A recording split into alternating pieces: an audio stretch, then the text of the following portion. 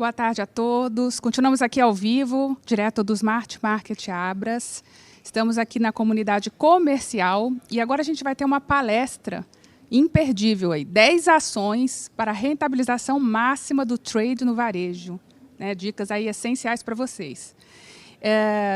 Eu vou chamar aqui para o palco dois palestrantes, né? O Eduardo Jaime Martins e o Juliano Martins, ambos são da Mega Media Group. Primeiramente, eu vou chamar o Eduardo, né, que é CCO do Mega Media, e depois ele convida o Juliano para a conversa. Tá bem? Legal, obrigado, Mônica. Seja muito bem-vindo. Legal, obrigado. Boa tarde a todos, é um prazer participar do Smart Marketing Abras, esse evento super importante para a cadeia supermercadista, onde durante esses 2 dias a gente está tendo uma enxurrada de aprendizado aqui importante para esses desafios que movem o nosso mercado. Eu vou fazer a apresentação da primeira parte dessa conversa com vocês e, na sequência, eu vou chamar o Juliano Martins para que a gente consiga fazer um bate-bola com esses pontos importantes aqui que focam na rentabilização máxima do trade no varejo. Para começar, eu vou colocar um vídeo da nossa empresa aqui para que vocês tenham conhecimento e depois eu começo a explanação. Muito obrigado.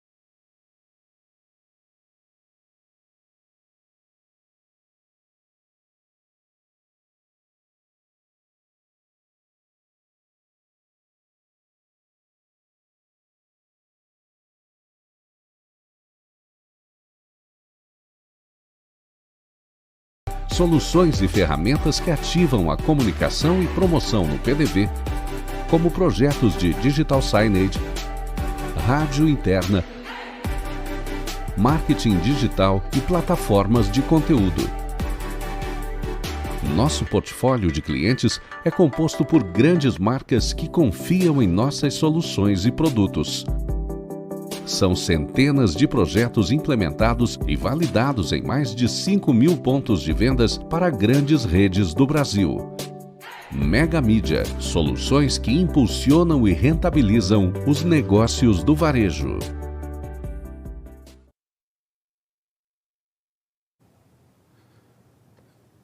Então é isso, a gente passou rapidamente um resumo da nossa operação e hoje nós vamos tratar aqui do Trade Master, que é uma metodologia exclusiva da Mega Mídia para a rentabilização máxima do trade no varejo. E eu começo essa fala com um número super importante, que são 100 milhões de reais de verbas trade captadas no último ano, apoiadas pela Mega Mídia. Na verdade, mais do que 100 milhões, né? É um importante incremento nas estratégias trade, nas estratégias de marketing comercial, que a Mega Mídia, com essa metodologia, apoia de forma bastante efetiva as operações das redes varejistas.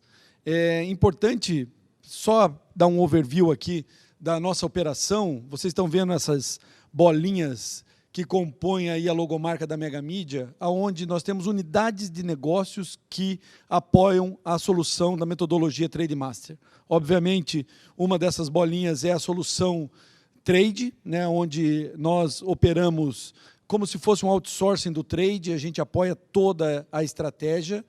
Nós temos uma operação que é a maior do Brasil de rádio indoor, onde a gente tem mais de 4.000 pontos instalados, projetos de digital signage com experiência de telas em lojas, seja o formato que for, adequando a estratégia de comunicação do cliente, toda uma estratégia de marketing digital. Nós temos uma editora que provê conteúdo para todos os canais e comunicação e conteúdo. Então, temos 6 unidades de negócio que fazem com que esta metodologia e a estratégia 360 seja completa e você, varejista, tenha um parceiro comercial apenas para que você desenvolva todas essas estratégias. Voltando aqui para o nosso assunto, que é o trade, uma das mais importantes estratégias do mercado hoje é a captação de receitas com o trade, né? O trade está alocado exatamente aí entre a área comercial de vendas e o marketing, e além de gerar receitas importantes para o processo, você gera engajamento, você gera acompanhamento da jornada do cliente nesse processo de compra que está tão dinâmico e mudando de uma forma tão radical nos últimos anos, né? Um importante cenário, uma informação importante que a gente traz é com relação a esse slide que está na tela e que vocês podem acompanhar. Veja, esse é um dado de 2019, da Euromonitor. Vamos atualizar esse dado, mas mesmo assim eu vou ficar com esse número aí, né? 460 bilhões de reais foi o investimento da indústria, foi a receita da indústria com o varejo. Se você alocar 1% em média, que é o investimento que a indústria faz em trade, nós vamos ter 4,6 bilhões de reais anualmente na mesa para bons projetos trade. E esse é o cenário da receita trade da indústria, né? do investimento trade da indústria. Quando você olha para dentro das redes de varejo, aí é uma informação que nós desenvolvemos uma pesquisa nos nossos clientes e, obviamente, outras redes que nós pesquisamos, a maioria das redes de varejo que tem uma iniciativa trade capta, em média, 40% desses recursos disponíveis. Ou seja, você tem mais do que o dobro de potencial para ir buscar com bons projetos, né? Você tem, se você imaginar numa pirâmide, onde lá em cima você tem os grandes varejistas captando toda a verba disponível, quando você olha para a base da pirâmide, uma série de distribuidoras, lojas de conveniências, pequenos varejos que não operam com verba trade, aí sobra esse middle, onde as redes médias do varejo, tanto regionais quanto nacionais, têm acesso a essa grana, desde que tenham bons projetos trade. E a razão dessa baixa performance, né, de que a gente acabou de ver, do 40% do potencial de 5 bilhões aproximadamente anual, é porque as equipes de marketing são muito enxutas atualmente. Você tem uma complexidade para customizar a proposta, uma dificuldade para precificar corretamente, a agenda comercial que o teu time de marketing tem que acompanhar, além de, obviamente, o calendário, agência on, agência off, a logística totalmente complexa para você acompanhar em todos os canais disponíveis e também loja a loja. Então, o conjunto dessas razões fazem com que a grande maioria das redes de varejo não consigam uma performance muito maior na captação de verba trade, né? E essa é uma oportunidade que é tanto para o varejo quanto para a indústria. Hoje, o trade nunca foi tão importante para os fornecedores. Os investimentos com o trade ultrapassam em muito a verba que é destinada à mídia tradicional. Você, hoje mesmo, na parte da manhã, a gente participou de um fórum de marketing onde a gente discutia muito isso, né? Qual é a estratégia de comunicação ideal na multicanalidade? Qual é o ROI que a gente pode verificar dentro dessas estratégias? E, obviamente, quando você tem uma estratégia trade alinhada à estratégia comercial, à estratégia de marketing, você tem uma oportunidade que é, obviamente, para a rede, muito latente, e uma oportunidade para a indústria, onde ela tem a garantia da entrega desse investimento dela, obviamente, dentro da metodologia Trade Master Mega Mídia. E quando eu falo da metodologia Trade Master, a gente tem um processo, obviamente, que foi construído ao longo desses anos, né, de jornada junto ao varejo, que ele parte desde o mapeamento completo dessas oportunidades, e quando eu falo mapeamento completo, não é só o mapeamento completo do que a gente vê de oportunidade, mas tudo que está sendo feito pela rede, a construção e o planejamento dessas oportunidades que a gente está apontando como alvo, a precificação inteligente de cada ativo apontado nesse mapeamento, a customização das ações, que a gente acha super importante que você consiga colocar a marca do teu parceiro fornecedor, o produto dele dentro da proposta para que seja mais vendedor isso. Um apoio que a Mega Mídia dá total à comercialização, a gente aloca um executivo que vai acompanhar toda essa agenda comercial das oportunidades trade. E a partir do momento que esse acordo trade entra, está na mesa, está assinado, entra no projeto, a Mega Mídia, com a sua base e back-office, cuida de toda a implantação.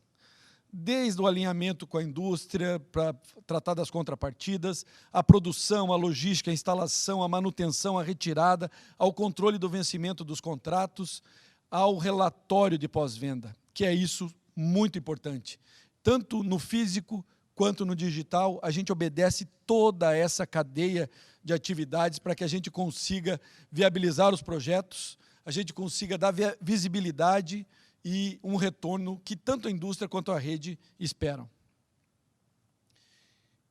E dentro dessa metodologia, né, a gente, quando fala de mapeamento, a gente gosta de trazer aqui de forma, obviamente, didática, o que a gente seleciona e entende para essa ação, e eu vou passar isso aqui super rápido, né? Você olha um ambiente de loja, tanto físico quanto outdoor, quanto digital e até mesmo de publicidade externa, você tem toda uma cadeia de comunicação, de impacto que você precisa fazer para que você acompanhe a jornada do cliente. E a jornada do cliente não é simplesmente ele ser ativado nas redes sociais, ele pensar num produto, pensar no canal que ele vai comprar e ele comprar.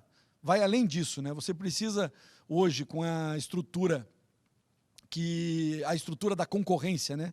Centenas de lojas sendo inauguradas anualmente. Você tem uma economia que não cresce no mesmo ritmo. Você tem uma inflação muito forte, ou seja, é mais ou menos um rouba-monte, né? Você divide o cliente em várias redes. Então, se você não tem uma estratégia muito bem estruturada do ponto de vista desta jornada do cliente, levando um diferencial efetivo de comunicação, de conteúdo, de promoção, de conhecimento desse cliente, com certeza o teu concorrente vai fazer isso, né? Então, quando a gente olha as ações que a gente disponibiliza para o projeto, nós estamos falando de ponto extra, de ilha, de display. A gente está falando de toda uma ação de visual merchandise, onde a gente ativa todas as possibilidades dentro da loja e fora dela. Você tem toda uma estratégia de marketing digital que você precisa estar atento, profissionalizado e precisa estar ativo, né, com ferramentas adequadas, com leitura desses dados, e isso é uma ação super importante para compor o trade.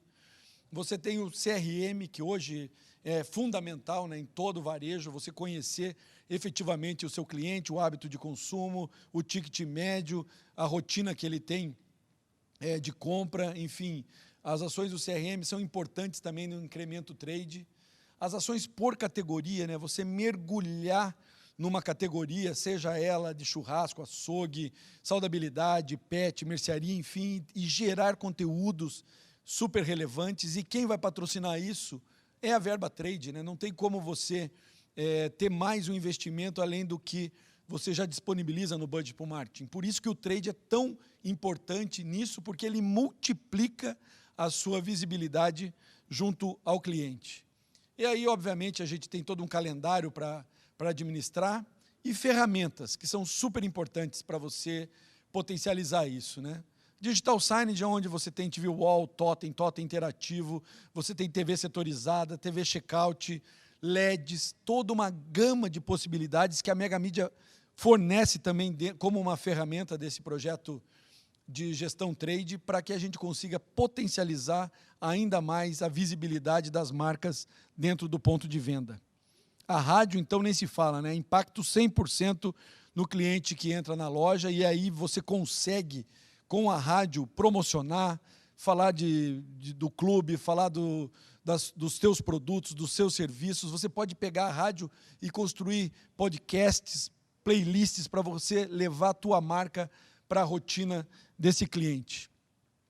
Toda uma estratégia de conteúdo segmentado que a Mega Mídia tem, como revistas digitais, QR Codes, estratégias de engajamento via QR Codes, vídeos de conteúdo, enfim, toda uma dinâmica disso. Então, a gente falou um pouquinho da metodologia Trade Master, nós falamos um pouco das ações que podem compor esse universo, e agora eu trouxe 4 cases rapidinho aqui para que a gente pudesse tangibilizar isso, né? Você vê o Açaí, um dos maiores atacadistas do Brasil, com mais de 200 lojas. A gente já tem um projeto há quase uma década lá de trade digital. Então, nós temos o trade digital que administra toda a participação da indústria nos canais digitais e também, de forma regionalizada, o trade no PDV, são 11 regionais em todo o Brasil. O Cenconsud, especificamente nas redes do Nordeste, a gente tem o Trade 360, onde a gente cuida da gestão tanto de ponta de gôndola no mercantil atacado, toda a visibilidade física e digital no G Barbosa, Perini Mercantil. Então, é uma estratégia 360 super bacana, com uma equipe alocada lá há muitos anos já também, desenvolvendo o resultado para essa rede. O Grupo Vanguarda, outro exemplo que a gente pode trazer aqui de 360, onde a gente atua fortemente na gestão de ponta de gôndola, do calendário trade, gestão 360 e toda o marketing digital. São projetos que são integrados dentro de uma mesma estratégia, que fazem uma importante receita para a rede e uma entrega importantíssima, tanto para a indústria quanto para o cliente. E aqui, finalizando os cases, a gente tem uma estrutura de trade digital aqui focada em experiência de telas no varejo, no Pão de Açúcar, com as principais lojas, tendo toda uma comunicação de telas, tendo um video wall, tendo telas setorizadas, onde a Mega Mídia cuida do full service, desde o equipamento, instalação, manutenção, produção de conteúdo e a captação trade em conjunto com o Pão de Açúcar. Aqui um pouquinho das redes que utilizam as soluções Mega Mídia. A gente atua nas grandes redes, nas médias redes, nas pequenas redes, de forma customizada a cada realidade. E dentro dessa estratégia trade, você pode ver aí um cenário das indústrias parceiras da Mega Mídia em cada uma dessas redes de varejo. Acredito que a primeira parte é essa. Eu gostaria de chamar o Juliano Martins, nosso diretor de inovação, de planejamento estratégico também, para que venha junto comigo aqui desenvolver agora um bate-papo, né, Juliano? Exatamente. No sentido de trazer 10 ações que aumentam a rentabilidade do varejo com o foco no trade. Vamos ficar em pé? Vamos sentar? Vamos sentar? Vamos sentar, vamos sentar. Maravilha, super obrigado pelo convite aí, a Abras, você que está nos vendo aqui da área comercial, da área de trade. É um prazer estar aqui nessa conversa, e a intenção nossa agora é aterrizar do ponto de vista prático como é que as redes podem buscar de forma objetiva essa otimização máxima da captação das verbas de trade da indústria. E aí a gente, como nós hoje gostamos, né, tem uma lista, a gente adora lista, né, o ser humano adora lista, então a gente trouxe 10 coisas. São 10 pontos extremamente estratégicos que precisam ser tratados e, de novo, se você que está nos ouvindo aí da área comercial, da área de marketing, da área de trade, entende ou entender que em algum desses pontos você tem oportunidade de tratar isso com um pouco mais de profundidade, chama a gente para conversar, independente de qualquer coisa. Porque, como o Eduardo falou aqui, só no ano passado foram mais de 100 milhões de reais de verbas trade que nós apoiamos os comerciais e as áreas de marketing trade dos supermercados para captar junto aí às indústrias, né? Me apresentando rapidamente, Juliano Martins, estou associado à iniciativa de projetos estratégicos e inovação da Mega Mídia, sou formado em marketing e administração, professor da Fundação Dom Cabral para planejamento estratégico e inovação. E esse tema de trade, Eduardo, talvez seja, e aí eu já queria te ouvir, o tema de trade nesse ano em que a gente está vendo um aumento de preços muito grandes vindo da indústria e que o varejista não tem a possibilidade de repassar 100% do cliente, o quanto que o trade pode ser se não a principal ou uma das principais formas de trazer margem. Então, nesse ano, a gente entende que o trade pode ajudar na captura de margem, mesmo com a pressão de aumento de preço da indústria, Eduardo? Juliana, super boa essa pergunta, porque você está vendo a inflação aí. A discussão ontem aqui no fórum e hoje pela manhã também é nesse sentido, né? Como é que o varejo repassa essa inflação? No alimentar, bateu 26%, para você ter uma ideia. Olha só. Dados aqui da Abras, né? E você realmente não tem como repassar, porque você, repassando um produto específico ou uma categoria, você pode estar trabalhando em detrimento a outras, ao ticket. Então, uma pergunta que a gente sempre faz. Na última linha, qual é o resultado trade da tua rede? Fantástico. Né? Eu acho que essa é uma provocação super importante, porque como o trade, a verba trade, muitas vezes ela não está alinhada com a rentabilidade do produto naquela rede, ela quer fazer, sim, uma ativação junto com o comercial, mas ela tem uma verba para isso. Você, com bons projetos, você mergulhando nas categorias, entendendo o teu fornecedor e o shopper, obviamente, da rede, com as características da rede, você consegue trazer esse recurso vem, você ativa toda uma estratégia, mas com um excedente de grana que vai compor o teu resultado. Porque, como você falou, tem muito dinheiro na mesa, né? E a gente, no nosso dia a dia, tem uma série de conversas com os heads de trade da indústria.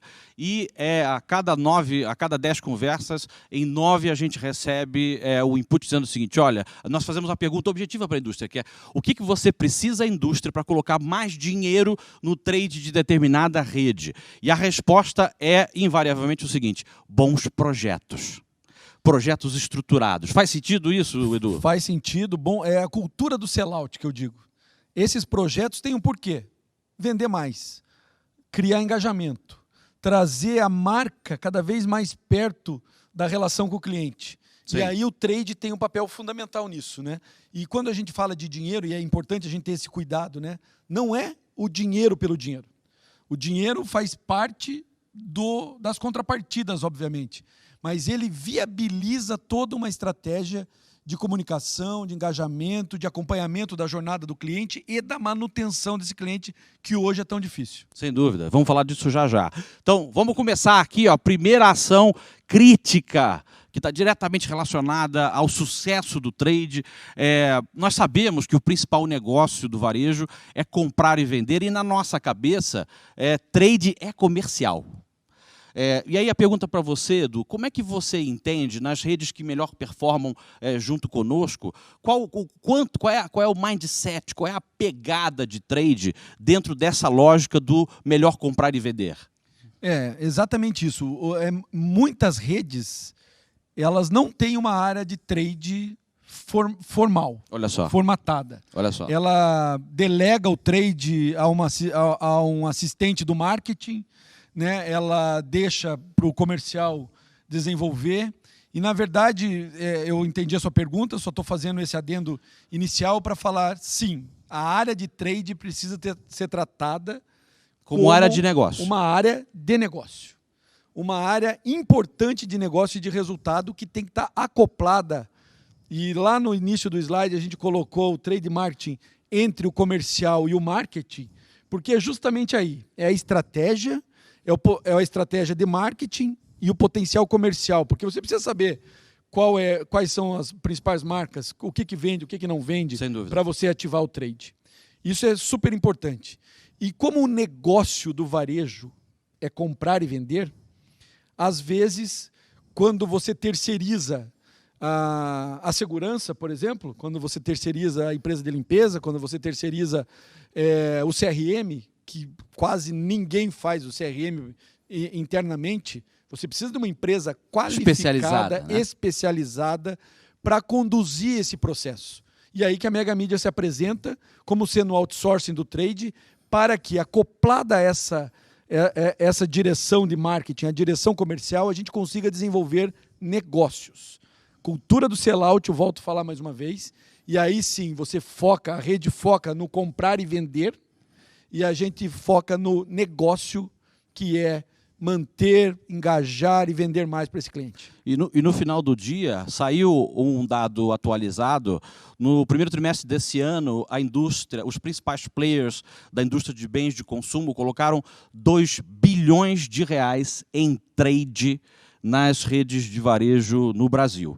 Então, aquele número nosso lá de 2019, ele, num semestre, ele já será superado, né? Mas, eu entendendo a tua colocação aqui, o trade precisa ser parte da estratégia comercial, lidando com as dificuldades que a gente viu aqui, slides atrás, das prioridades do dia a dia, né? Por isso, a necessidade ou a sugestão, se você, gestor comercial, ainda tem dúvidas sobre a forma como a tua área de trade deve ser estruturada, e, eventualmente, que serviços você tem dentro de casa, que serviços você terceiriza, é importante considerar esse mix agora, porque, como a gente falou mais cedo, a pressão inflacionária que vem da indústria, a gente vai ter uma dificuldade muito grande de repassar para o shopper na ponta, e trade será margem muito pesada esse ano. Uma observação importante. Verba comercial é verba comercial, e verba trade é verba trade. Então, você precisa ter essa divisão interna para entender e não misturar dinheiros, né? Porque você acaba misturando o que é verba trade no acordo comercial em detrimento do teu negócio, porque o potencial pode ser muito maior do que aquele, e muitas vezes os acordos comerciais bonificam. Olha só. Bonificam os ativos, seja ele de visibilidade no físico, no digital. Entregando ouro. Entregando ouro. Ou seja, na cabeça da gente, o que faz a diferença para uma estratégia de trade bem sucedida é, a começar, considerar trade uma área de negócio. Não é isso, Edu? É isso. Vamos no segundo ponto aqui. Então, primeiro, o trade no seu negócio é uma área geradora de receita. Segundo ponto, o marketing interno, de novo, ele é afogado por uma série de necessidades do dia a dia, né? E que envolve a comunicação com esse shopper via mídia digital, dentro do ponto de venda, fora do ponto de venda. Então, como Edu, na tua cabeça, que o trade, a gente acabou de falar, é a área de negócio, mas o marketing está envolvido em uma série de outras questões do dia a dia. Na tua experiência, lidando com mais de 40 projetos ao mesmo tempo, onde é que está a receita para que esse marketing seja cada vez mais estratégico, Edu? Essa divisão é super importante, né? Quem é marketing, quem é trade. Isso é fundamental, né? Tudo isso está a serviço do negócio, né? Isso estando a serviço do negócio, você vai entender que o teu marketing, hoje, com essa multicanalidade, com a especificidade de cada mídia que você tem, com o teu cliente sendo transformado, as estratégias de compra, né? Então, ele compra quando ele...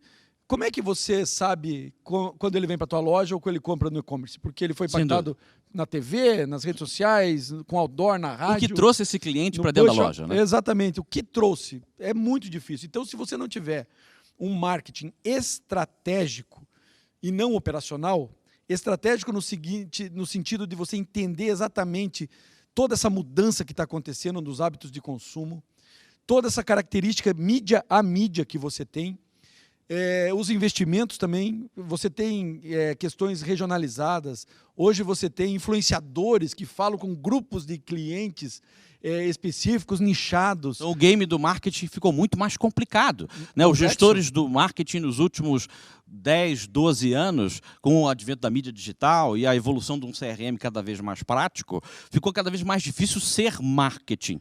Então, o marketing precisa ser o grande ouvido da rede para entender o que é o comportamento do consumidor naquele momento, montar as estratégias.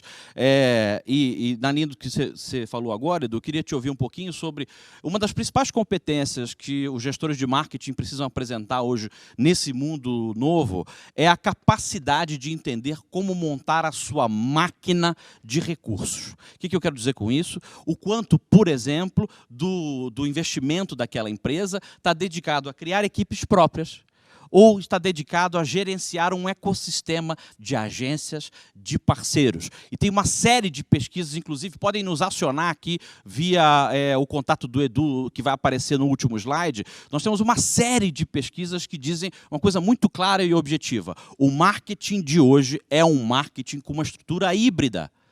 com uma estrutura internalizada no ponto de vista estratégico, mas o tema de operação precisa estar com um mix de recursos terceiros. O que você acha dessa história, Edu? Ontem uma pergunta super importante no Fórum dos CEOs ali foi isso. E qual é o nível de parceria que você tem na sua rede? Isso é aderente para o teu negócio? 100% disseram que sim. Você precisa ter parceiros bons para tocar isso. Você comentou que o marketing hoje de uma rede tem agência on, tem agência off, tem a empresa de CRM, né? Você tem o Google Ads para você administrar, você Exato. tem o delivery, você tem as plataformas. É um mundo de possibilidades que você tem e é impossível você internalizar isso. O marketing é cada vez mais orquestrador, né?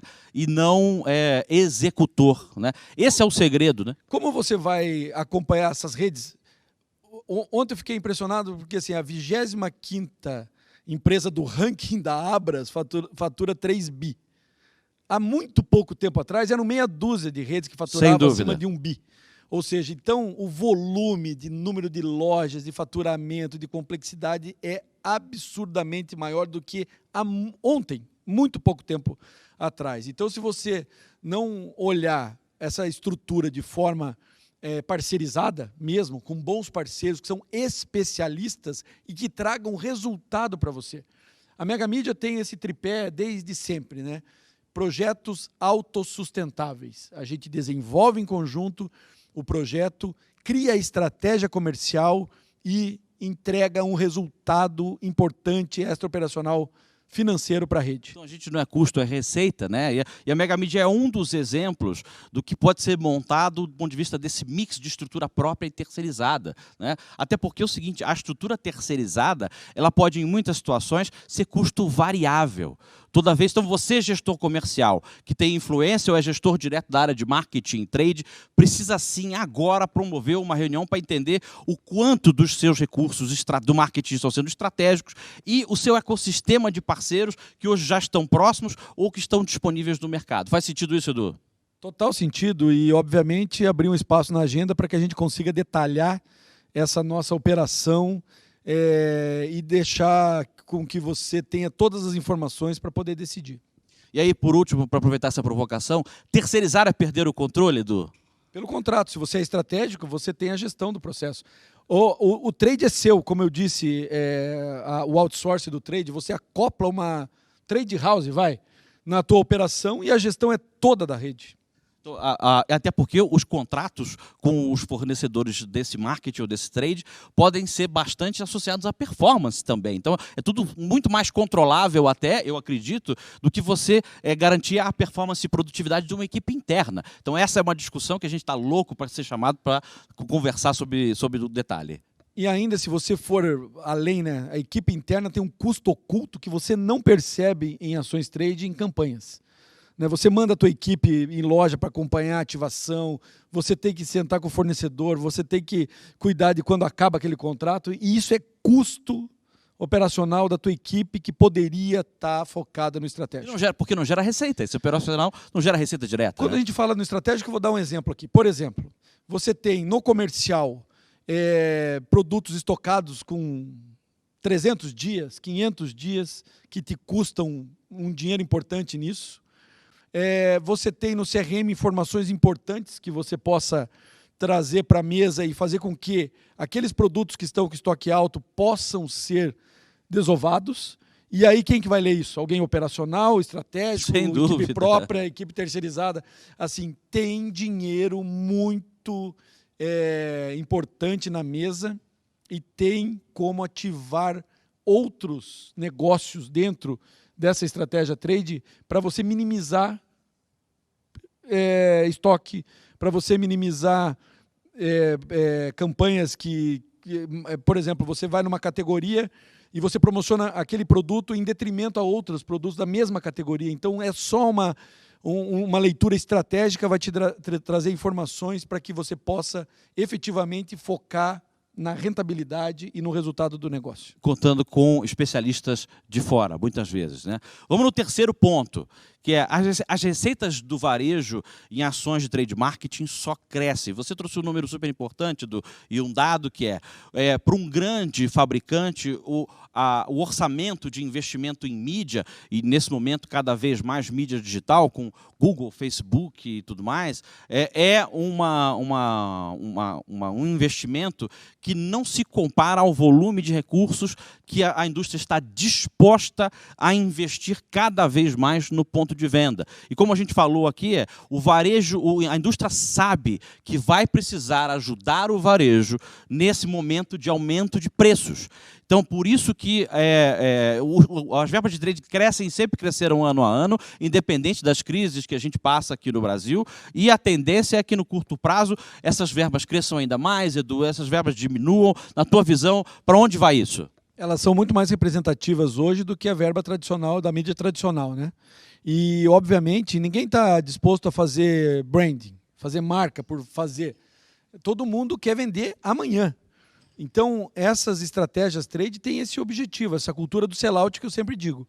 O objetivo é pegar o produto e passar no caixa, né? Passar o código de barra no caixa. Então, as receitas com trade alinhadas às estratégias de marketing e ao comercial, o objetivo é vender mais. Não é fazer marca, é vender mais. E aí você consegue fazer com que o ecossistema todo se retroalimente no sentido de que aquele dinheiro investido teve o ROI, que não é fácil de você mensurar esse ROI, mas, obviamente, você acompanhando isso. Um dado, você pega uma loja, duas lojas iguais, uma loja não ativa nenhum tipo de visual merchandising, nenhuma estratégia trade, e a outra ativa. Isso é um dado da Global Shop.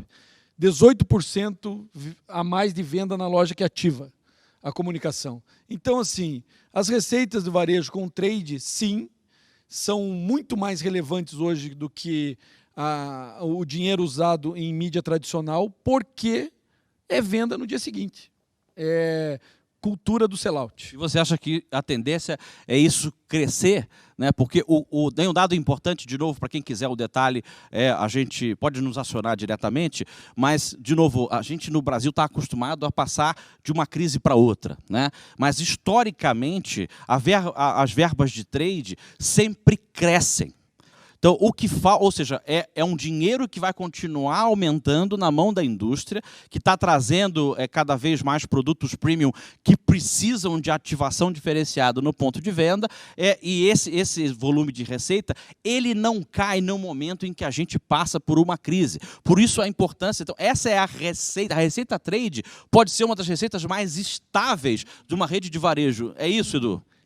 Sem dúvida. O que aconteceu, se você olhar os gráficos, né, do resultado do varejo, eu estou falando isso porque a gente está mergulhado aqui na Abras, né? Então eles trouxeram um monte de informação, e você entra numa pandemia em 2020 e 2021 crescendo absurdamente o volume de vendas do varejo, e este período hoje, né, abril de 2022, comparado com o ano anterior ao da pandemia, você tem um ganho também já de 6%, alguma coisa assim, ou seja, mesmo num retorno pós-crise, que foi sensacional para o varejo, sim, o dinheiro cresce. Olha só. Né? Então, cresceu muito, e o faturamento da indústria, obviamente, crescendo em vários alimentos, bebidas, com o varejo, e o percentual ele não muda, né? Ele só tende a aumentar e ser relevante para o processo. Então aqui um desafio mega mídia para você que está nos ouvindo. Se a sua receita cresceu 5% ano sobre ano, se o seu trade não cresceu 10%, tem dinheiro em cima da mesa. A receita de trade tem que crescer sempre o dobro do volume de vendas e de receita da venda de produtos propriamente dito. Então, na tua visão, esse dinheiro continuará crescendo na indústria e é uma oportunidade para aquelas redes que tiverem o seu trade, a sua estratégia de trade como unidade de negócio. É isso? Você trouxe um número aí. Qual foi o faturamento da indústria no último trimestre? Pega 1% disso e veja quanto vai crescer daquele dado que nós demos no início da apresentação. Exatamente. Então, o crescimento é vertiginoso. Então, quem não está, se você da sua rede, aí, você comercial, você trade, não está vivendo crescimento de 2 dígitos da verba trade, tem oportunidade sem dúvida. Quarto ponto aqui, verbas trade são captadas com bons projetos em parceria e alinhamento com o comercial. Isso a gente escuta todos os dias, principalmente dos gestores do trade, e a visão desse gestor de trade da indústria é a estruturação necessária, tanto do ponto de vista de conceito, quanto do ponto de vista de operação e garantia de efetivação das ações. O que você acha dessa história, Edu? Eu acho que, especificamente nesse ponto, o JBP deveria ser baseado em estratégia trade na sua metade, depois que você acerta com o comercial, operações logísticas, crescimento, bonificação, volume, etc, etc, etc. Você tinha que dar a mesma atenção ao projeto trade dentro das negociações ano da indústria. Então, obviamente, quando você tem uma coisa estruturada, né, começo, meio e continuidade, onde você consegue saber aonde você quer chegar dentro daquela rede, aquela marca, especificamente daquela rede, isso são bons projetos, estruturados, com uma recorrência das atividades, né?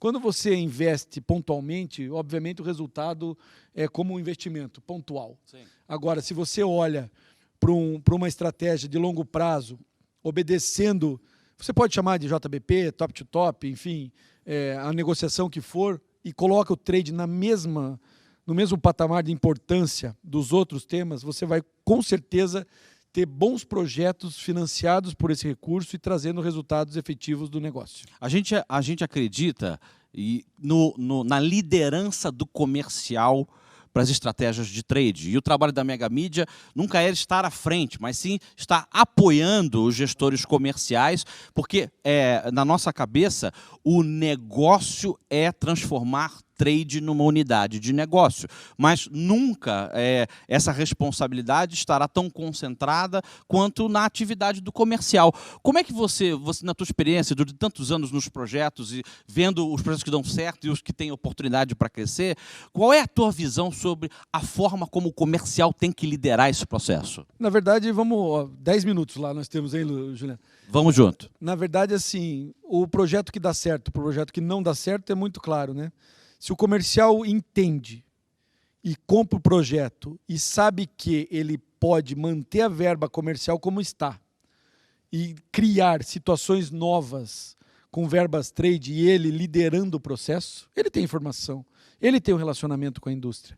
Então, o marketing ajuda a gente a estabelecer a estratégia, do ponto de vista da visibilidade, dos ativos que a gente pode colocar, operações é muito importante nisso, mas quem lidera efetivamente o processo e quem compra o projeto é o comercial. E é por isso que nós estamos aqui na fórum comunidade comercial e não de marketing. Sem dúvida. Para trazer essa estrutura, essa informação para as áreas comerciais. O comercial está na frente, até porque trade é negócio. E a gente acredita bastante disso. 5, produção, positivação, checking, manutenção, são tarefas que demandam muito energia, tempo e dinheiro. É o marketing ou o trade marketing operacional. Mas que engraçado, né? A indústria, num momento que pede para que o varejo seja cada vez mais estratégico, quando a gente conversa com eles, a gente pergunta o que falta para o varejo ter mais recurso e, primeiro, antes da estratégia, do dígito, dos dados, vem, a gente precisa cuidar melhor da operação, da positivação, da efetivação das campanhas. Como é que você vê, Edu, a forma mais eficiente de tratar esse tema? Na verdade, você precisa ter uma estrutura, né, por trás disso. E como no item 1, a gente disse que o varejo, o negócio é comprar e vender bem, e hoje em dia é muito mais do que isso, né? É criar relacionamento, proximidade com o cliente, entender os canais, hábito de compra, etc. Toda essa parte operacional do processo das ativações trade precisa ter toda uma estrutura por trás para fazer isso. Não é fácil, não é barato, demanda tempo, energia, demanda controle, gestão, e isso a Mega Mídia está completamente apta e com uma experiência de 20 anos de operação em cima disso. Então, a nossa sugestão é justamente isso, né? Fique no estratégico e traga a Mega Mídia para cuidar, obviamente, além da estratégia trade, mas de toda a operação. Que hoje a gente tem mais de 5 mil pontos de venda. Nesse momento, a Mega Mídia está ajudando mais de 5 mil pontos de venda Brasil afora, certo, Edu? Certo. Vamos no item 6. Credibilidade de um projeto de trade marketing é um sinal de sucesso e continuidade. Credibilidade. Como um projeto trade deve ser construído para que ele transpire, ele passe a credibilidade que a indústria precisa para acelerar um investimento com aquela rede? Quantas vezes, Juliana, eu escutei da indústria nesses anos todos de trabalho, eu falo assim, não, mas a rede vende 150% e não entrega. Eu que tenho que ir lá para fazer os relatórios de check-in ou auditoria. Na verdade, isso é uma relação do passado, né? Eu acho que assim, acordos sustentáveis, estruturados no sentido de o ganha-ganha, parte disso, né? Então, com a mega mídia dentro do processo, a gente é o guardião para ambos os lados. Para a rede, dando a garantia do que ela vendeu, ela vai entregar, e para o fornecedor, o que ele comprou vai ser entregue dentro do prazo, e todos os relatórios de pós-venda, a mega mídia é responsável. Fantástico. Então, a credibilidade faz parte do nosso DNA. Fantástico. Item 7, customização de projetos para a indústria é fundamental. Não adianta fazer um Media Kit e tentar vender para a Procter & Gamble e o mesmo projeto para a Nestlé. Na tua visão, Edu, qual é a forma mais eficiente de gerar essa customização? Dentro de uma parte da metodologia que a gente fala da customização, é justamente isso. A gente senta com o marketing comercial, elege os principais players que a gente precisa e quer estar junto nas estratégias trades, e aí a gente mergulha no detalhe.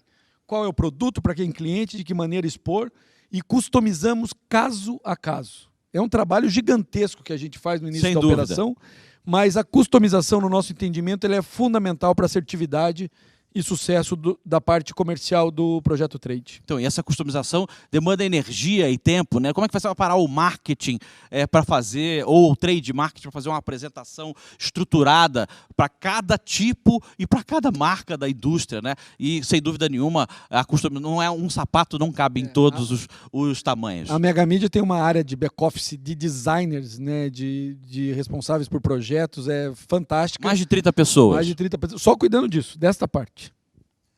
O item 8, oferecer à indústria planos de trade marketing com visão 360, aqui prioritariamente trazendo para a prática o tema do digital, CRM, o quanto que hoje, na tua visão, de todos os clientes onde a gente hoje está, quantos dos nossos clientes estão efetivamente vivendo a realidade 360 na sua plenitude? A necessidade, 100%. Todos têm a necessidade de olhar o 360 prioritariamente.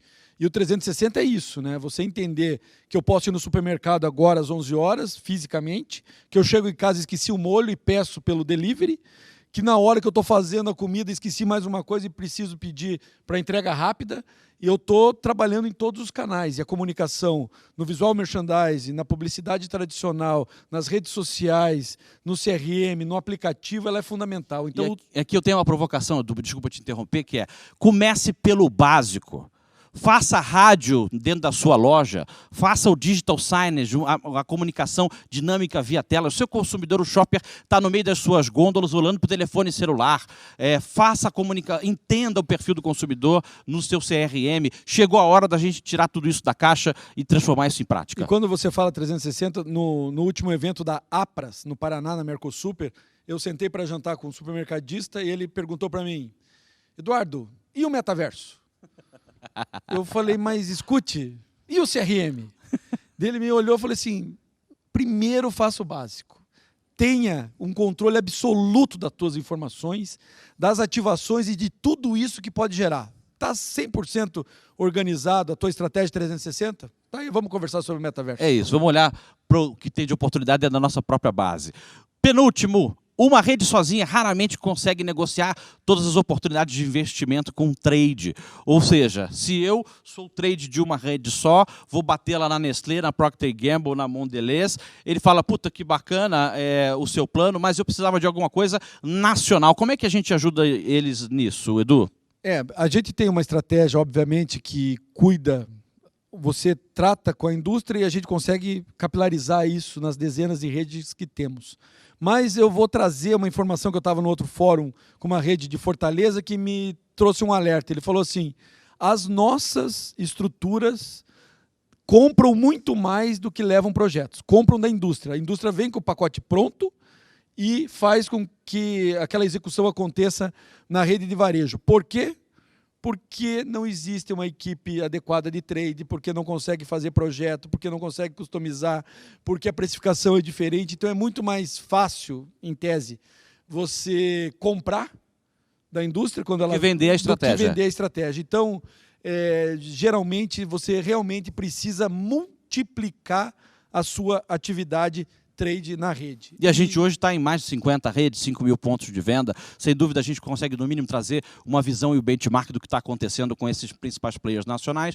E aqui, por último, para terminar, precificação. A correta precificação das ações é fundamental para a captura máxima do potencial do trade. Na sua visão, Edu, qual é a forma de abordar o tema da precificação correta? É um compilado de coisas. O faturamento do fornecedor na rede, o tamanho da rede, a representatividade e os ativos disponíveis. Então, a partir do momento que você consegue fazer a mensuração desses dados, você tem a precificação correta. Em vários casos, a gente chegava para implementar um projeto e vamos, hipoteticamente, falar que a gente sugeria que aquele ativo custasse 1.000. E a rede falava, não, temos que vender por 2.500. Daí a gente falava assim, tá bom, então não vamos vender por 2.500. Porque não tinha nenhuma aderência com o volume que aquele fornecedor tinha na categoria com aquele ativo. Ele poderia vender 3 vezes mais que a margem não pagaria aquele investimento, né? Então, realmente, para que a gente consiga a precificação, a gente precisa mergulhar no detalhe de faturamento, de volume. Perfil e cluster de loja. Cluster de loja. De rede, regiões. Os canais de comunicação que você tem também. Então, tudo isso, as contrapartidas são diretamente proporcional ao volume daquela categoria. São mais de 20 variáveis para a precificação correta. E está aqui o contato do Eduardo Jaime. Fiquem super à vontade para nos acionar, nos desafiar. Fica aqui o desafio Mega Mídia para ajudar você, gestor comercial da rede, fazer o crescimento de trade ser no mínimo o dobro do que está crescendo a sua receita de venda. Foi um prazer, Edu. Obrigado, a Abras. Estamos à disposição. Obrigado, Juliano. O prazer foi todo meu. Acho que é super importante essas provocações, né? A gente é uma empresa, está aqui no fórum da Abras, trazendo uma série de informações e provocações para que você, que é gestor de uma rede de supermercado, de atacado, possa ter discernimento numa decisão ou até mesmo na construção de boas parcerias. Estamos aqui, obviamente, com a nossa informação na tela ali do QR Code, meu celular, e-mail, para que a gente consiga fazer de uma forma muito rápida avaliações para você do potencial da sua rede. Agradeço a todo o time da Abras, aqui a equipe de apoio, a toda essa atenção que essa associação dá ao negócio supermercado no Brasil. Muito obrigado. Obrigado, produção.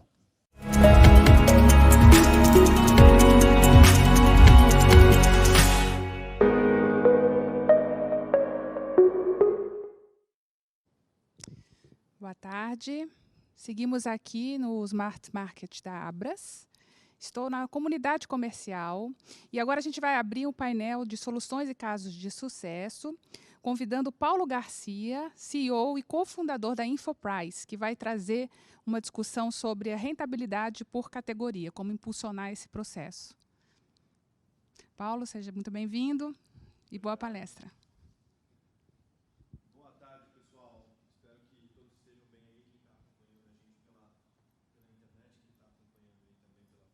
Tudo agradecer novamente a Abras pela parceria. Eu falo que nós somos parceiros da Abras desde quando a gente nasceu. No primeiro ano de empresa, a gente já era parceiro da Abras, a gente segue sendo até então. Espero que isso se perdure por muitos anos. Parabenizar toda a organização do evento, Alexandre, Márcio Milan, presidente Galassi. Um evento novo, coisa diferente e está agradando a todos, eu não tenho dúvida.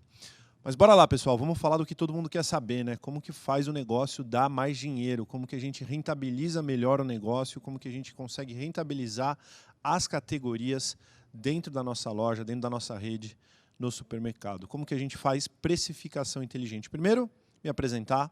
Eu sou o Paulo, eu tenho um background de estudar engenharia junto com os meus sócios. A gente saiu do mundo nada a ver com varejo, aliás, a gente entrou do nada no varejo, talvez seja isso que tenha dado para a gente um pouco de uma visão externa para poder, de uma forma limpa de vícios, né, trazer um pouco de solução e tecnologia para diversos problemas que a gente foi encontrando por aí.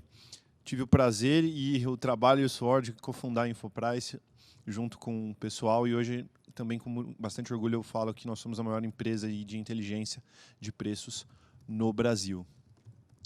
Bom, falando um pouquinho sobre a companhia, pessoal, hoje, só para vocês entenderem um pouco, a Infoprice, nós temos mais de 80 milhões de preços coletados por mês, a gente tem mais de 2,5 mil cidades onde a gente monitora os preços, e a gente tem mais de 50 mil lojas distintas onde monitoramos também, e hoje nós temos mais de 110 parceiros, supermercados, redes varejistas de todos os tamanhos, que nós conseguimos ajudar aí a atingir o seu potencial máximo do negócio, rentabilizar mais o seu negócio através da jornada da precificação inteligente.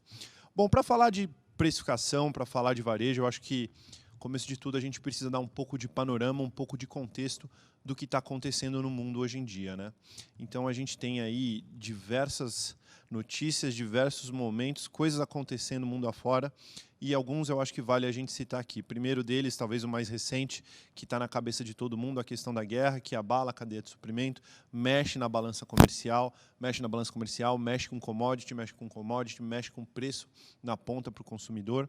Existem outras coisas acontecendo também, talvez não tão abruptas quanto uma guerra, mas que é importante a gente ficar de olho. Então, a gente tem a mudança geracional acontecendo, e isso é super importante a gente ficar ligado, mas também existe a mudança de comportamento advinda do Covid. Então, teve a chegada do Covid e teve a saída do Covid, e a gente teve mudança dos hábitos, né? Eu acho que todo mundo aqui viveu isso na pele como consumidor. A gente costumava ter um tipo de cesta de compra, a gente ia mais comer fora, ia mais comer em casa, isso está numa alternância, isso obviamente impacta o que é comprado no mercado. E traduzindo um pouco todos esses momentos para o que acontece no Brasil, né, também é naturalmente um ambiente de bastante turbulência. Ontem, inclusive, na palestra do Roberto, da Nielsen, ficou muito evidente, né, 30% de aumento do preço da cesta de alimentos nos últimos 3 anos. Então, infelizmente, o Brasil ele é um país com histórico hiperinflacionário e parece que isso é um karma que não sai das nossas vidas e a gente acaba tendo que aprender a lidar com isso. E, no final das contas, todos esses fatores importam muito para o consumidor, né? Porque a gente fica falando de fato de conjuntura macroeconômica e tudo mais, mas e aí, e o consumidor nessa? O consumidor brasileiro ele é ávido a preço, ele busca preço.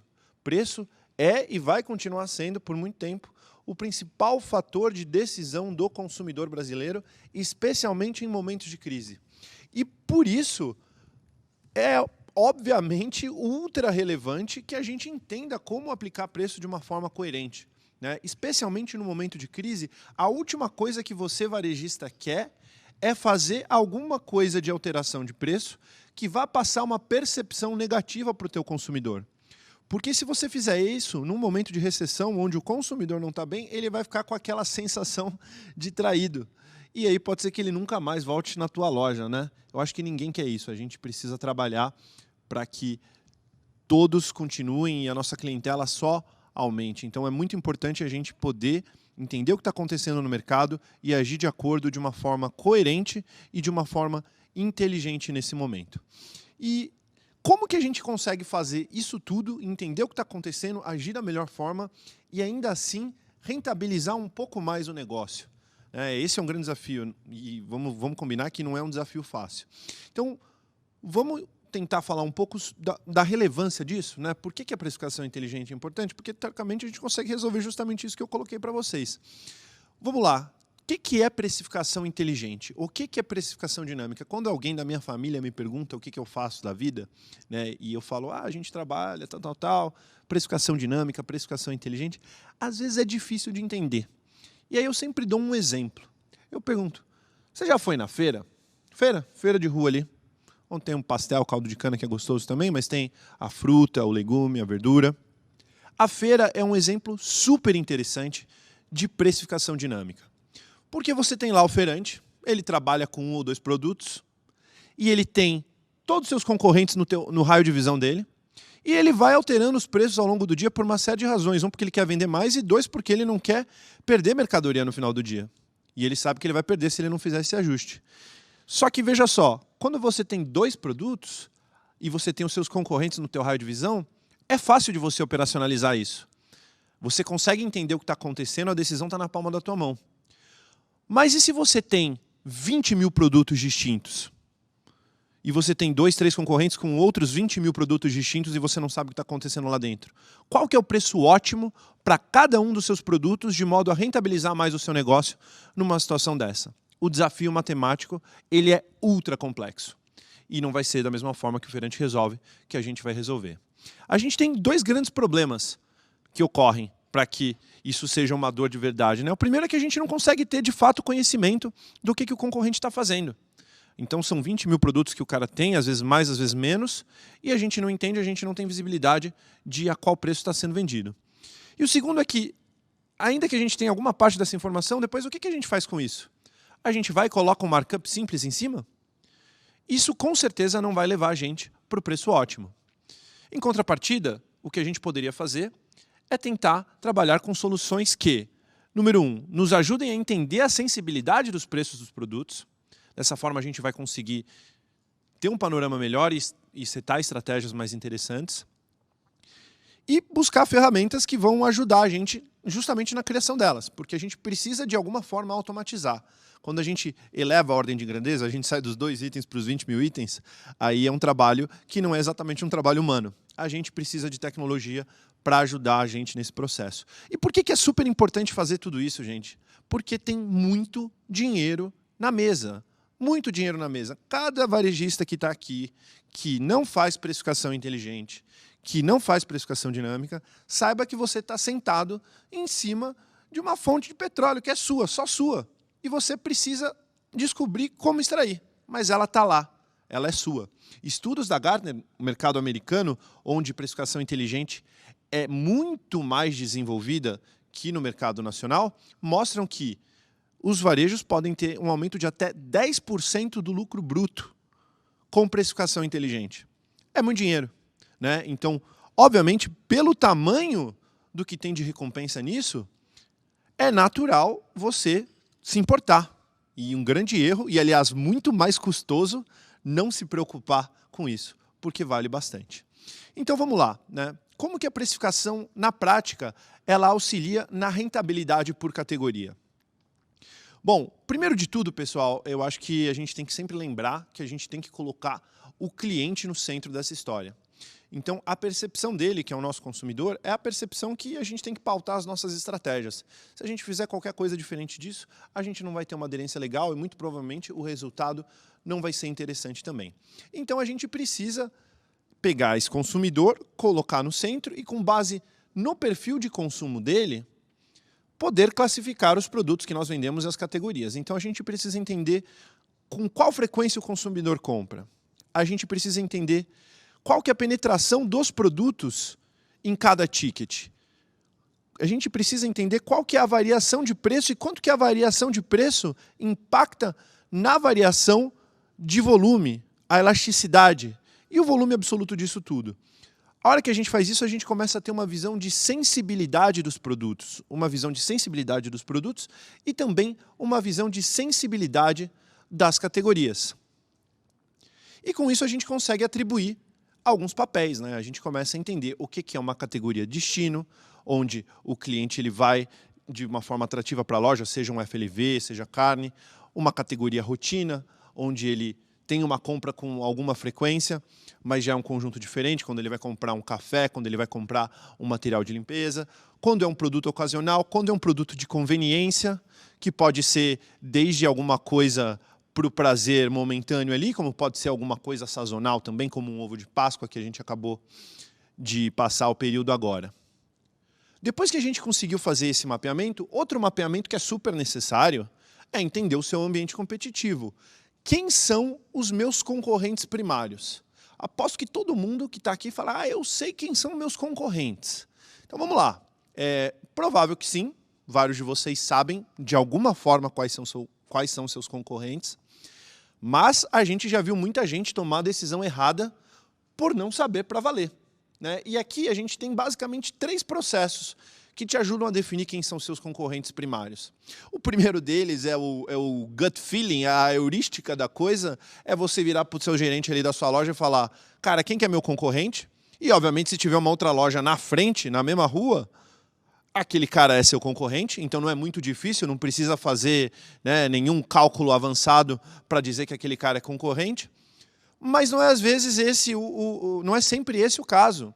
Então, às vezes, você precisa aprofundar com um nível de inteligência maior. E aí existem 2 outros métodos que podem ser empregados também. O segundo deles é uma visão mais cartesiana, matemática. Você vai levar em consideração a densidade populacional local, o tamanho da sua loja, e você vai projetar raios, né, traduzidos em distância medida em tempo para o consumidor chegar, levando em consideração o tipo de veículo que ele leva. E aí você tem o seu raio primário, você tem o seu raio secundário de concorrência. Mas o jeito mais eficiente, o que vai te dar o melhor resultado, é você, de verdade, conversar com o teu cliente.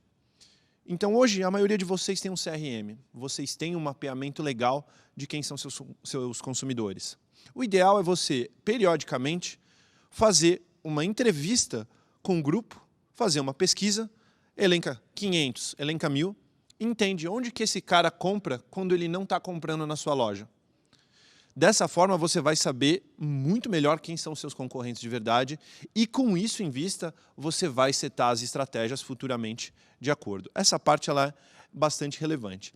Soube quem são seus concorrentes, na sequência você começa a monitorar. Você precisa monitorá-los de uma forma eficiente. Inclusive, na Infoprice, a gente começou a companhia com produtos de inteligência competitiva, de monitoramento da concorrência. A gente tem uma suíte de produtos que é o Infoprice Survey Analytics, onde a gente tem o monitoramento em loja e a gente também tem uma solução que se chama Infoprice Panel, o InfoPanel, onde você consegue ter essas informações com uma cobertura muito maior e um custo também bastante acessível. Isso é super importante.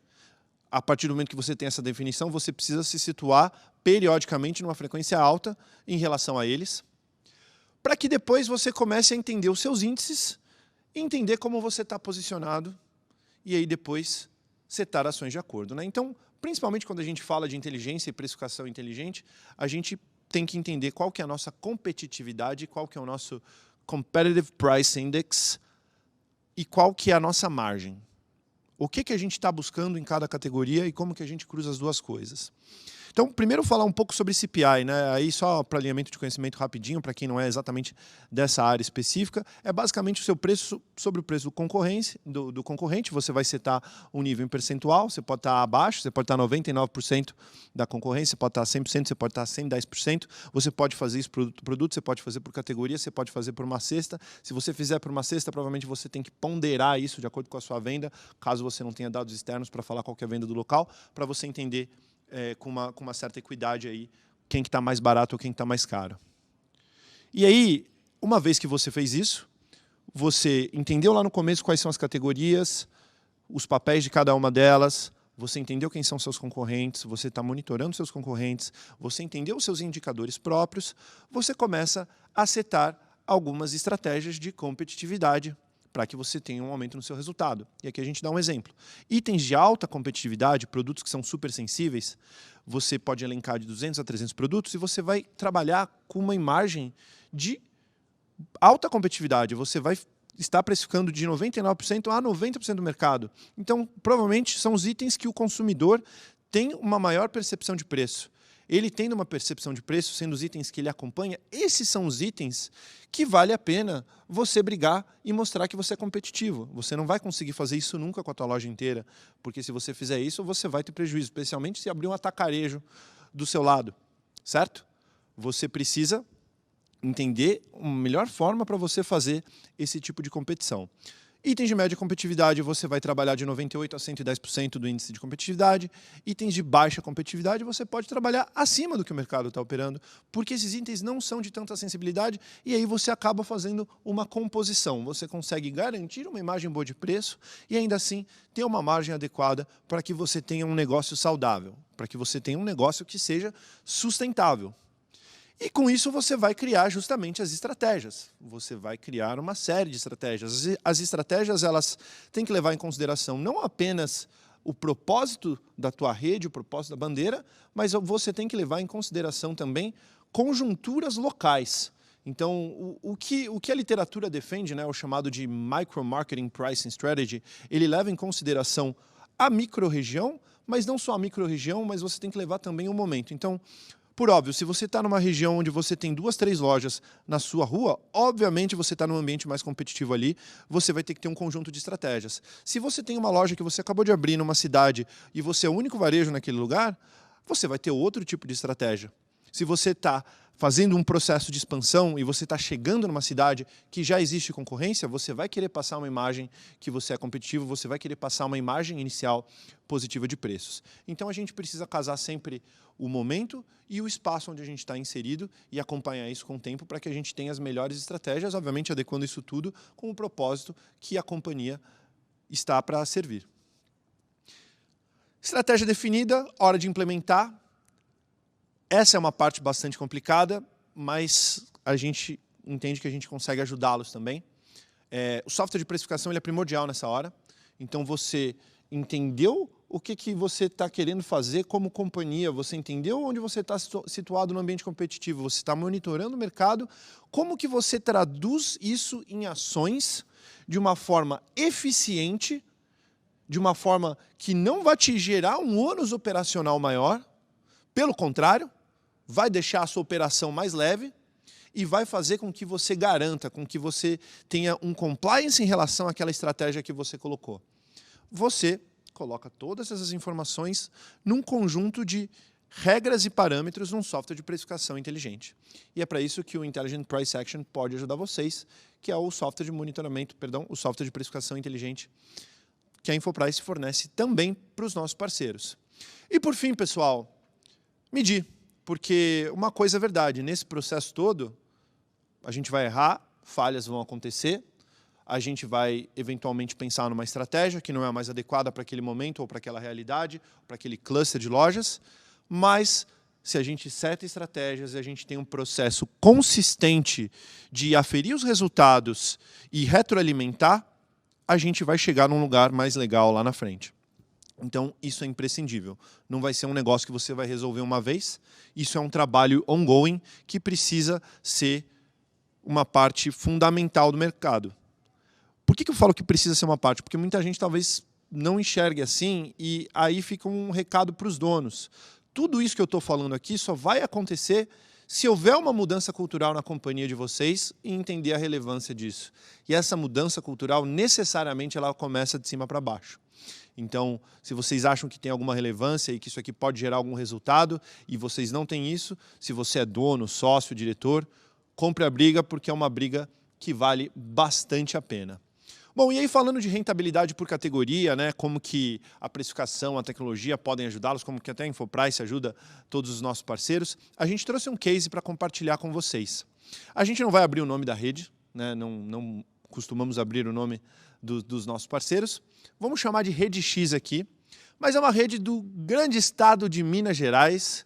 Minas Gerais, que é celeiro dos Infopricers, eu acho que 80% do pessoal que trabalha nessa empresa é de Minas Gerais. Eu nunca vi tanto mineiro junto, um pessoal que a gente gosta bastante. Essa rede de Minas Gerais ela tem 34 cidades, a gente tem 41 lojas distribuídas nessas 34 cidades, segmento varejo alimentar, supermercadista, contratou 2 dos nossos produtos. Contratou o Infoprice Survey Analytics para ter uma visão competitiva de mercado e também contratou o nosso software de precificação. É um cliente recente e qual era o desafio dele? O desafio dele era ganhar competitividade e aumentar o faturamento, porque eles entendiam que o negócio estava completamente desregulado e tinha uma boa oportunidade para que isso fosse feito lá, se a gente colocasse inteligência e estratégia adequada. Bom, qual que era o cenário antes? O antes era o seguinte, eles estavam operando a 116% da concorrência e não de uma forma determinada, ninguém falou para ser isso, estavam assim quando foram olhar. Tinham agrupamentos de sensibilidade dos produtos manuais, as pesquisas de produtos elas também eram feitas de forma arcaica, sem muita tecnologia no processo. E depois a gente ajudou o pessoal num trabalho de definição de concorrentes, definir uma rotina de monitoramento, fazer um estudo de custo para formação de preço, deixar tailor-made a lista de pesquisa conforme a demanda deles e criar as regras, os parâmetros, os limites no software de precificação para que a gente pudesse ter como output um novo preço aderente à estratégia que foi desenhada e, por fim, acompanhar isso e entender o que estava acontecendo para ver se a gente chegou no resultado legal. E aí, com esse ajuste que a gente fez no CPI, nessa cesta de produtos relevantes, esse aqui foi o resultado que a gente conquistou. Então, desde que a gente começou o projeto com o pessoal, vocês podem ver que houve um ajuste interessante do índice de competitividade, ou seja, preços dessa cesta de produto especial eles foram reduzidos, e isso impactou num grande aumento de venda. Ah, mas agora podem estar perguntando, tudo bem, abaixou o preço, vai vender mais, mas e aí, é minha margem? No final eu fiz mais dinheiro? Fiz menos dinheiro? E esse é um momento importante da discussão que existe um fato que é assim, primordial de entendimento aqui, que é uma inversão dos papéis lógicos na hora de você setar margem. Porque esse cliente está segurando a margem positiva e ele está aumentando o faturamento. Ele está segurando uma margem boa. Porque a partir do momento que você entende a lógica de fazer o preço de acordo com o mercado, você inverte um pouco os papéis e você seta as metas internas de margem para o momento da compra. Então, se você sabe que você vai ter que vender a determinado preço, porque esse é o preço que vai te gerar mais venda, você inverte o jogo e você coloca para o comercial a meta de compra de acordo para que você possa sustentar uma margem positiva. Então, sim, o resultado, em termos de rentabilidade, está sendo mega positivo também. Pessoal, precificação inteligente é um negócio super importante, é um negócio que é acessível a todos.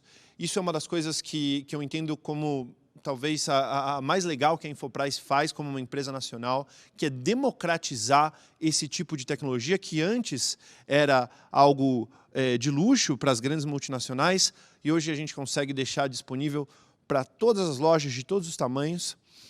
Basta querer começar. Basta querer começar. E, inclusive, pode ser mais simples e mais barato do que muita gente imagina aqui. Deixa um QR Code para quem quiser acessar agora o nosso painel de preços, que é gratuito. E não é agora que é gratuito, ele é gratuito o tempo todo. É uma versão do nosso produto para quem já viu valor nisso e está querendo colocar o primeiro pezinho nessa piscina aí e entender como pode fazer o seu negócio rentabilizar muito mais. Obrigado, pessoal. Gostaria de agradecer novamente a Abras. Parabéns, super organização, evento excelente. Parabéns, Galácia, aí, pela inovação, mais uma vez, de trazer coisa legal e de qualidade para todo o ambiente varejista, né, para todo o setor. Obrigado e nos procurem. Abraço.